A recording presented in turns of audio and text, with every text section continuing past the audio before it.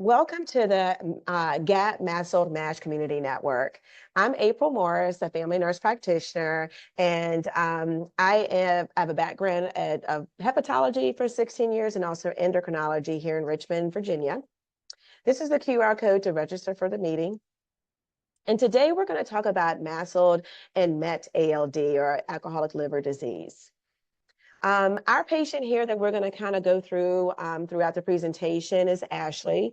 A typical patient, she's 52-year-old female, and she was referred to our clinic for evaluation due to having an abdominal ultrasound and showing some mild hepatomegaly and increased hepatic echogenicity consistent with steatosis. So this is a typical patient that after an ultrasound, oh gosh, it looks like something's going on with your liver. Let's get you with the liver specialist. And she feels well today with no complaints. It's just kind of incidentally found on ultrasound.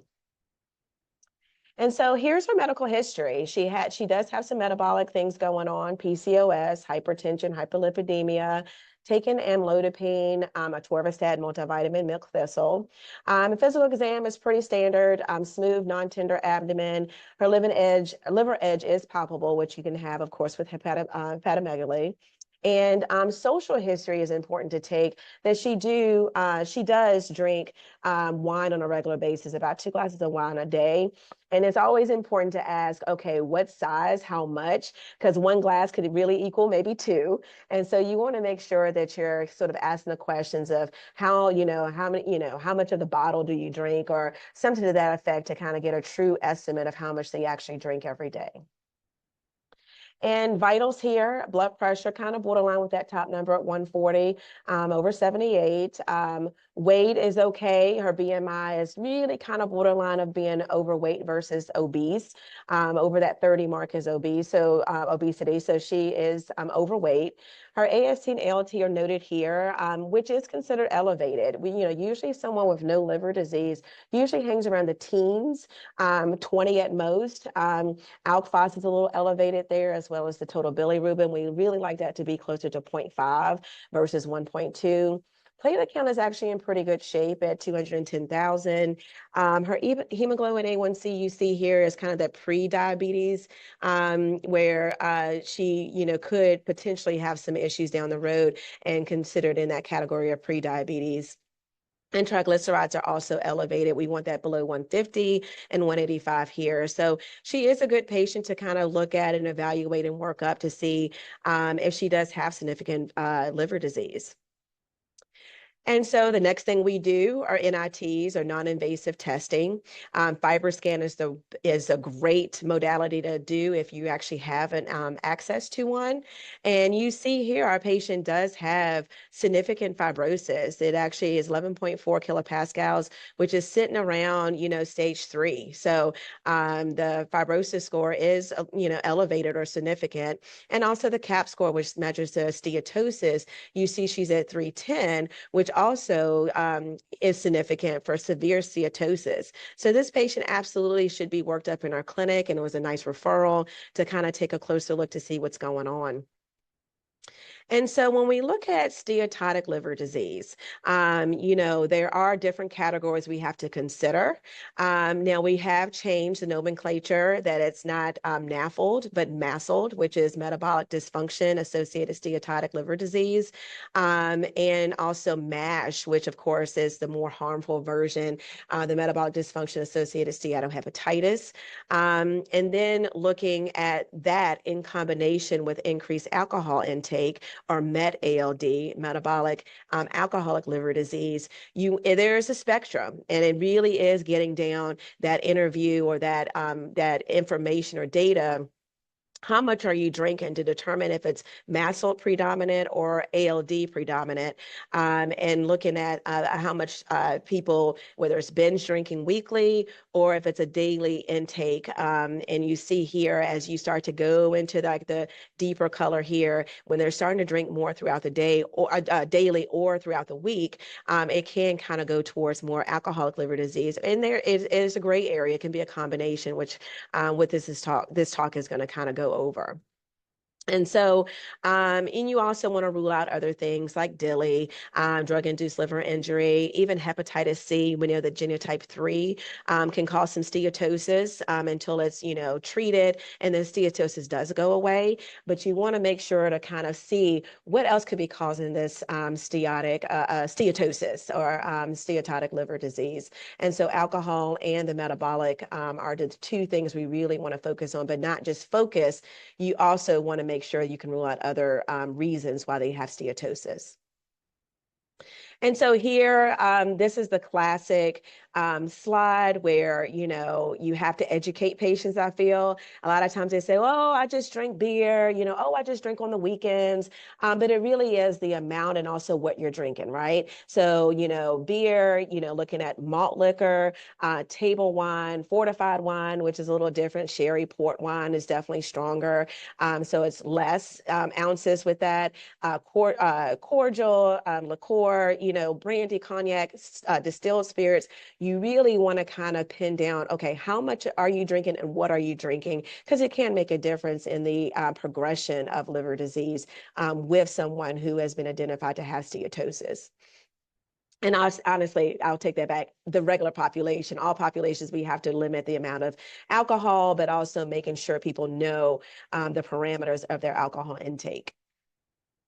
And so here's the key pathogenic mechanisms in dual etiology. So we know the risk factors, or we're familiar with the risk factors of MASLD. Things like insulin resistance, diabetes is a huge or big one, obesity, visceral fat, looking at that, unhealthy food, your lifestyle, right? A sedentary lifestyle, and your diet, what are you eating every day? And then adding in the alcohol intake with that. And now it's the dual, I always call it like double injury to the liver. It's not just, one thing. You're actually adding fuel to the flame, so to speak, when you're actually adding alcohol in the mix. And so that can disrupt, intestinal microbiome, ethanol production, lipopolysaccharides, microbiome-derived products. But if you look at sort of how things flow and what happens when you have dual etiology, you have the impaired lipid handling, oxidative and ER stress and cell death. And bottom line, these things can lead to the inflammatory response that you'll see with having these liver conditions. And that inflammatory response basically leads to acceleration or, just the progression of the fibrosis and disease progression. So, you want to kind of consider these things when you have one issue. Okay, we have to, focus on that. But when you're adding alcohol to the mix, you absolutely can see the acceleration of the natural history of fibrosis and the progression of the patient's liver disease. And so here, this really does show whether it's MASLD, MetALD, or ALD, the drivers of liver disease. The fibrosis, a transient elastography. You see the fibrosis stages, and you see in all the categories how, as you see that kilopascal or that FibroScan worsening or progressing over time, the risk for decompensation also goes up. So you want to, keep in mind for the metabolic, and also the alcohol intake does affect the liver. So you want to make sure that we're addressing both issues. And so the detection of alcohol use with biomarkers. So this is kind of a new thing where you're looking at blood tests. You're really considering getting down to say, okay, is your alcohol intake a real problem? Because we know our patients underreport. This is nothing new, and so we want to make sure that we're not missing something that we can maybe try to get our patients to control or decrease so that it doesn't progress. So you have the steatosis, steatohepatitis, type 2 diabetes, diet, cirrhosis, obesity, that all, alcohol, all, of course, is the category or umbrella of the fatty liver disease. But there's methods and questionnaires, audit C, I actually like audit 10 as well. Blood tests, hair tests, urine tests, different things you can test for alcohol consumption, in addition to those metabolic risk factors. And then, results and conclusions, moderate to excessive alcohol consumption can be found in 28.6% of NAFLD patients, 25% in MASLD patients, when we, kind of looking at this population. And then also, looking at different ways to diagnose, the diagnostic tests to kind of see where they are in their alcohol intake, as well as the fatty liver disease. And so gaps, there definitely absolutely are gaps in the assessment of metabolic alcoholic liver disease. And so some things to consider, we know metabolic dysfunction. What does that look like? We know things like blood pressure, blood sugar, triglycerides, cholesterol, all the things that we look at when we look, kind of the big picture when we're looking at our patients. But there are other, places when they have isolated hypertension or high triglycerides, if it's not isolated, then, yes, metabolic dysfunction associated, steatosis, liver disease or fatty liver disease is something that we can definitely diagnose. But what if they do have isolated hypertension or isolated high triglycerides and no evidence of alcohol use? You can still kind of put them in that MASLD category. But if they do have alcohol intake, they report alcohol intake, or if they may be under reporting that alcohol, but you suspect, there are other things you can consider doing. One is the alcohol biomarker, the phosphatidylethanol. And so if you have that available, and it is a blood test that actually can really detect and kind of tell you if there's excessive alcohol use, not just at that moment or a day or two. It actually can detect it for days if there's been a history of binge drinking or regular alcohol use. And so if that is the case, then you may want to consider and look at the category of MetALD and not just MASLD. And so that is an important test to maybe kind of fill in those gaps where we're looking at their picture, they're not reporting or they're not disclosing certain things. And this particular biomarker can be helpful to kind of fill in those gaps. And so our patient, going back to our case, our 50-year-old Caucasian female, does have some metabolic risk factors, but also does report having 2 glasses of wine a day. You see that she actually is in that category with testing, doing this alcohol biomarker, that she does have sort of in the category of moderate to heavy alcohol consumption. So we do want to make sure that we, know or kind of know about this particular piece, and we just don't focus on our comorbidities, but also, hey, there's something we really need to address is the alcohol use. And so this biomarker is very helpful to see that.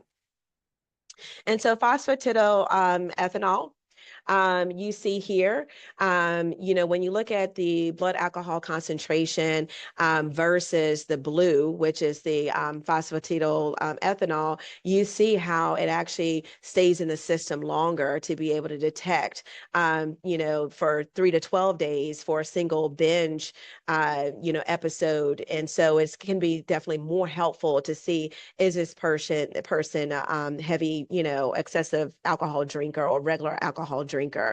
You see here that the sex, weight doesn't really play a part. It pretty much is across the board useful with this particular population. And so we don't have to consider, okay, if they're men, it should be this. If they're females, it should be that. It actually is nice to have an idea of, how the alcohol affects someone, and doing this blood test to be able to say, okay, you're in this category, you need to decrease or stop your alcohol intake, especially if you already have, like our particular patient has stage 3, according to the FibroScan. And so there was a study, alcohol use in individuals with excess weight. They looked at 659 patients or subjects. Some were excluded, and they enrolled 617. And kind of looking at, getting down to 97 where analogs was suspected MetALD, and which is about 15.7% of a risk of MetALD. And when in looking at, those patients or subjects with excess weight, you want to make sure, to be able to rule out certain things, look at, those people who do report alcohol use and being able to maybe suspect them for not just MASLD or alcoholic liver disease. There may be something in the middle. And so back to our patient, 52-year-old Caucasian female. Of course, you see the medical history of PCOS, hypertension, hyperlipidemia. She is overweight according to her BMI, almost at that obese range. So yes, we do absolutely want to consider her to have MASLD, and even maybe even MASH, because the FibroScan did show that her level was 11.4 kilopascals. But now we can say, okay, you also have that social history of 2 glasses of wine a day, with her comorbidities, and that she's more in line with having maybe MetALD. And so here, looking at like our patient had hypertension, and then this study actually looked at 767 participants, and they found that alcohol and hypertension, it actually is a biphasic effect on the blood pressure. So in the first 12 months, you actually see the blood pressure decrease after alcohol consumption, but after that 12-hour mark, after 12 hours and it's greater than 13 hours, you actually see that blood pressure increase. And so we know it's a depressant. You drink alcohol, things, kind of slow down. But then after that, 12 plus hours later, you actually see that increase in blood pressure. So it is something to consider when you have hypertension and some of your patients may be consuming alcohol. So you really want to, of course, it helps with our education, our patients, educating our patients that alcohol intake does affect your blood pressure as well. And then here, looking at alcohol with high cholesterol levels, and seeing that the time, even those people without a history of, hypertriglyceridemia, that you see that increase in the blue arm where they actually had ethanol versus water. And then on the right here, you see how over time, how that alcohol consumption and everything, which high triglycerides will actually increase. So you do want to, and that's 2 standard drinks. So some people feel like, oh, it's just 2 drinks, 2 drinks a day, or, I don't drink that much, but it does affect when you already have comorbidities, things like the metabolic, hypertension, of course, diabetes with the sugar, but even high triglycerides or cholesterol, it does affect that as well. And it's good to know that any kind of alcohol really should, really can affect things. So it's good to make sure our patients understand that. And so going back, this is the snapshot of our patient. As you see, the transelastography had 11.4 kilopascals. The CAP score was 310. And so she does have severe steatosis and significant fibrosis. And so now we can diagnose this particular patient with MASLD predominant MetALD. And so they do have a combination, which we typically will see with our patients. They have not just one thing, they can have multiple things, and this patient is in that category as well.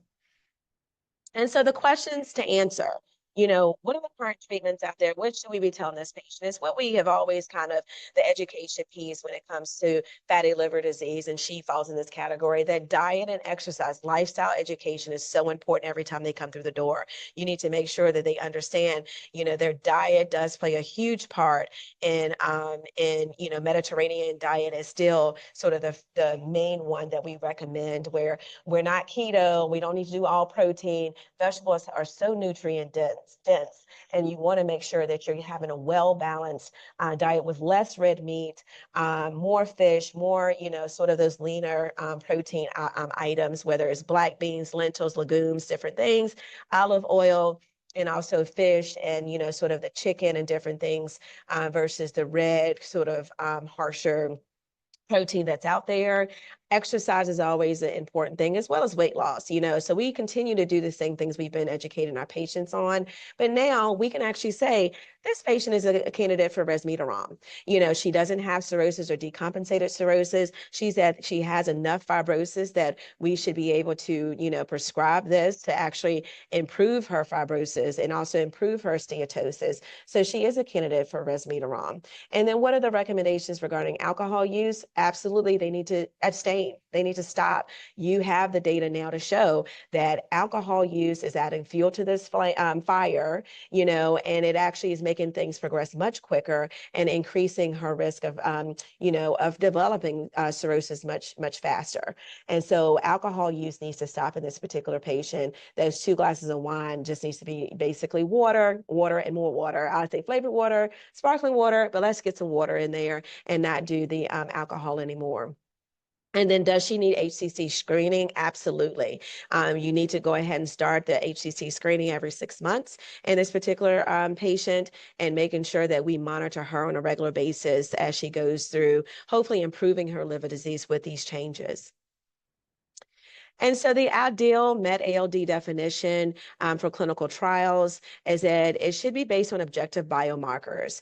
We talked about a biomarker for alcohol. You standardized assessment of recent alcohol use, you know, that audit 10 I mentioned, you know, questionnaires, different things. You just want to have something that's standardized with each and that's consistent, you know, and then you want to, of course, you know, look at, you know, seeing if they're completely abstinent from alcohol use, or do they drink at all? Because yes, MASLD and MetALD, you know, yes, the treatment and everything is the same, but that alcohol intake is going to be important to see and kind of talk about abstinence, because that's one thing that kind of the low-hanging fruit that they can change and really change the trajectory of their liver disease. As we know, it's the #1 issue in the US with liver transplant, liver cancer, different things. So we really absolutely want to make sure that we can lower that risk as much as possible.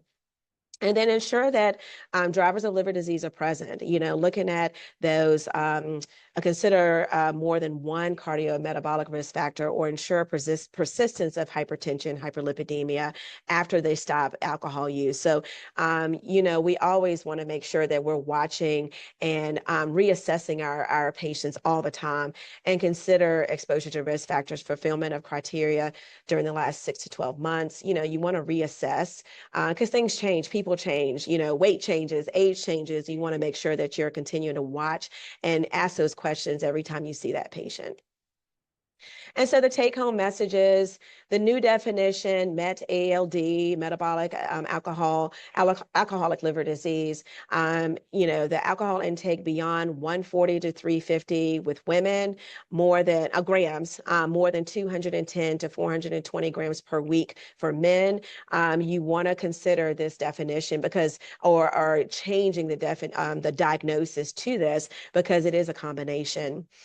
Clinical criteria could underestimate MetALD, and also alcoholic liver disease. So alcohol biomarkers is great. So if they're underreporting, guess what? Let's do some blood tests if you have that available. Hopefully it'll be more available that you can actually use that biomarker to actually have a better picture for your management of that particular patient, and also to let them know the cat's out the bag, you need to abstain.